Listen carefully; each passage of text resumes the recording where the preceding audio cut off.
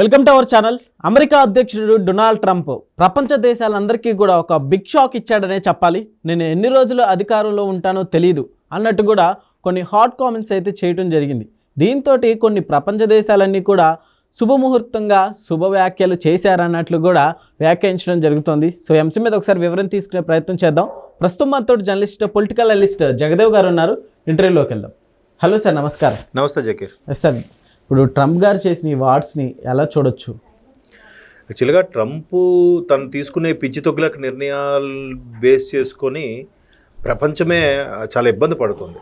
అంటే ఆర్థిక మాంద్యం ఒకవైపు ప్రపంచాన్ని వెంటాడుతున్న నేపథ్యంలో ఈ దేశం ఆ దేశం అని చూడకుండా సొంకాలు విధించడం, ఎవరైనా వాడికి ఎదురు తిరిగాడు లేదంటే వీడికి చెప్పింది చేయట్లేదంటే యుద్ధం ప్రకటించేయడం, ఇవన్నీ చేస్తున్నాడు.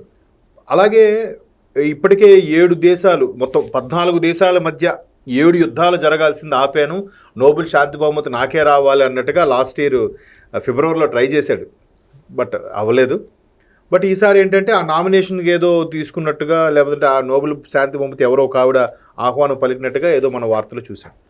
అయితే ఇట్లాగా ప్రతీదీ కూడా తొగ్లక్ నిర్ణయాలతో రకరకాలుగా చేయడం, తర్వాత రష్యా దగ్గర మనం చమురుకుంటున్నాను మనతోని ఊదరగొట్టడం, తర్వాత టెక్ దిగ్గజాలని భారతీయులను ఎవరిని టెక్ దిగ్గజాలుగా తీసుకోవద్దని చెప్పడం, ఇవన్నీ జరిగాయి. సో అక్కడ అంతర్గతంగా అమెరికాలో కూడా వ్యతిరేకత భయంకరంగా ఉంది. రీసెంట్గా భారత సంతతికి చెందిన అడ్వకేట్ జనరల్గా పనిచేసిన ఒక లాయర్ గారు ఆయనకు వ్యతిరేకంగా వాదించాడు. ఎవరెవరైతే పిటిషన్లు వేశారో ఆయన మీద, ఇది అమెరికా సుప్రీంకోర్టులో వాదిస్తే సుప్రీంకోర్టు ముట్టికాయలు వేసింది. ఏమని? బాబు, మీరు ప్రపంచ దేశాలు అన్నిటి మీద సుంకాలు విధిస్తే ప్రపంచ దేశాలతో సత్సంబంధాలు ఎలా ఏర్పడతాయి? ఇప్పటికే అమెరికా అంటేనే ఏదో అమెరికా పెద్దన్న, అగ్రరాజ్యం అని రకరకాల విమర్శలు వస్తున్న నేపథ్యంలో మీరు ఇలాంటి పనులు చేయడం వల్ల అమెరికా ప్రపంచ దేశాలతో సత్సంబంధాలను కోల్పోతుంది. ఒకరిద్దరు పెట్టచ్చు, అందరూ. ఇప్పుడు చైనా మీద వేశాడు, ఇండియా మీద వేశాడు, ఫ్రాన్స్ మీద వేశాడు, రష్యాతో ఏమనలేడు కాబట్టి రష్యా గురించి మాట్లాడలేదు. ఎన్నో ఇజ్రాయిల్, రష్యా జోలికి మాత్రం వెళ్ళడు. మిగతా అందరికీ ఏదో ఒకటి. ఇరాన్ మీదకైతే అసలు యుద్ధ మేఘాలు కమ్ముకుంటాయి. మన శని ఆదివారాల్లో అయితే ఇరాన్లో టెన్షన్, అటు అమెరికాలో కూడా టెన్షనే. మొత్తం యుద్ధ సామాగ్రి అంతా కూడా షిప్స్లో మొత్తం చూసారా, మన దగ్గర రీసెంట్గా ఐఎన్ఎస్ విక్రాంత్ లాంటిది ఏదైతే ఉందో అలాంటి పెద్ద పెద్ద 2 షిప్స్ పెట్టేసి దాంట్లో యుద్ధ విమానాన్ని రెడీ చేసి యుద్ధం ఏ క్షణాన్నే బాంబు వేయచ్చు అన్నాడు. అంతా వీడిష్టమే.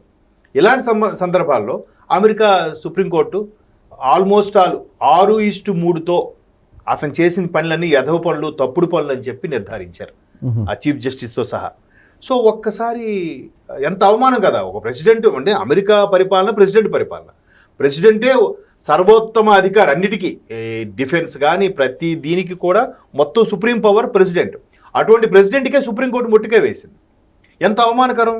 సో ఈ అవమానకరాన్ని భరించలేక ఏం చేశాడు, వెంటనే బయటకు వచ్చి సుప్రీంకోర్టు తీర్పిచ్చింది కదా అని మీరు నన్ను ఏమైనా నేనేం సుంకాలు విధించను, నేనేం చేయను అనుకుంటున్నారు. ఒక్కొక్కరిని నేను అందరూ దృష్టిలో పెట్టుకున్నాను, ఎవరెవరైతే కేసులు వేసి ఇలా చేశారో వాళ్ళందరికీ తాట తీస్తా అని కూడా చెప్తున్నాడు. ప్రపంచ దేశాలు మీరు ఎవరెవరైతే మేము సుంకాలు విధించాం తగ్గి ఆయన సంతోషపడుతున్నారు, నేను ఎట్టి పరిస్థితుల్లో ఎవరిని వదలను అన్నట్టుగా మాట్లాడుతున్నాడు. సో అది అయిపోయిందనేసరికి మరలా తాజాగా ఈ స్టేట్మెంట్, నా మీద హత్యా ప్రయత్నం జరిగే అవకాశాలు ఉన్నాయి, నేను ఎప్పుడు పోతానో నాకే తెలియదు. ఇలాంటివన్నీ ఎందుకు జరుగుతాయంటే అమెరికాని ప్రపంచంలోనే అతిపెద్ద అగ్రరాజ్యంగా నిలపడానికి ఏ అధ్యక్షుడైతే కృషి చేస్తాడో వాడి మీద ఇటువంటి జరుగుతాయి, అందులో నేను ఒకడిని సెల్ఫ్ డబ్బా కొట్టుకుంటున్నాడు. సెల్ఫ్ డబ్బా కొట్టుకోవడమే కాకుండా Abraham Lincoln, John F Kennedy లాంటి గొప్పలతో పోల్చుకుంటున్నాడు. అంటే అబ్రహం లింకన్ కూడా హత్య చేయబడ్డారు. జాన్ ఎఫ్ కెనడీ మర్డర్ అయితే ఇప్పటికీ మిస్టరీయే. లాస్ట్ మిలీనియంలో మిస్టరీగా ఉన్న మర్డర్స్లో జాన్ ఎఫ్ కెనడీ ఒకటి, టాప్ 10 మిస్టరీ మర్డర్స్లో జాన్ ఎఫ్ కెనడీ మిస్సింగ్ కూడా ఇప్పటికీ మిస్టరీ అన్నట్ట. సో అంత గొప్ప వాళ్ళతో పోల్చుకుంటున్నాడు ఈయన.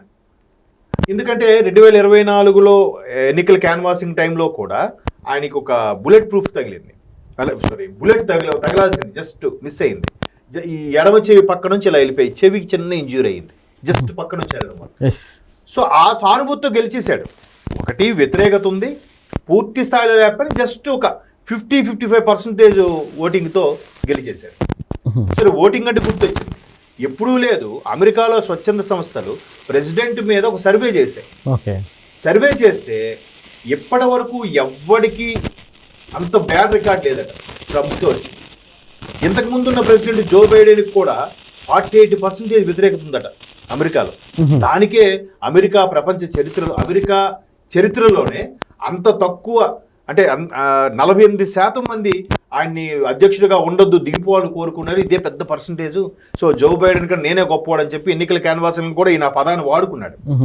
సో ఇప్పుడు ట్రంప్ మీద ఉండే వ్యతిరేకత 55% అంట. అంటే జో బైడెన్ కన్నా మించిపోయాడు. 55% వ్యతిరేకత ఉంది.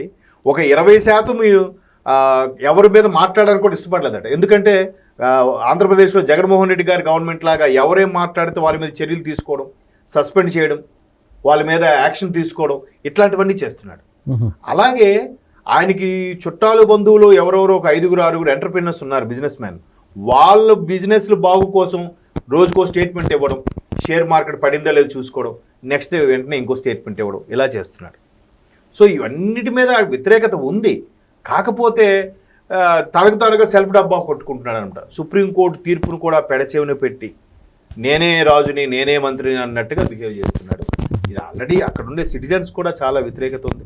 ఎందుకంటే మ్యాక్సిమం అమెరికాలో స్థిరపడ్డ ఇతర దేశస్తులు ఎవరైతే ఉన్నారో వాళ్ళందరికీ ఆయా దేశాలకు పంపించేస్తే ఇప్పుడు అక్కడ ప్రతి కంపెనీలు కూడా ఇతర దేశాల నుంచి పనిచేసే వాళ్ళు ఉంటారు.